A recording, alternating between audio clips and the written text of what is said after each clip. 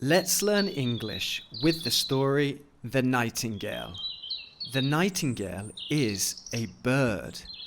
What is the nightingale doing? The nightingale is singing.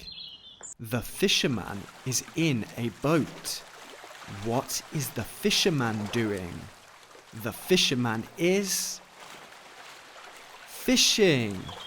Now let's explore the palace. The cooks are in the kitchen. What are the cooks doing? The cooks are cooking. The emperor is in his room. What is the emperor doing? The emperor is sleeping. Now the emperor is awake. The emperor looks outside. What is the nightingale doing now? The nightingale is flying. Great job.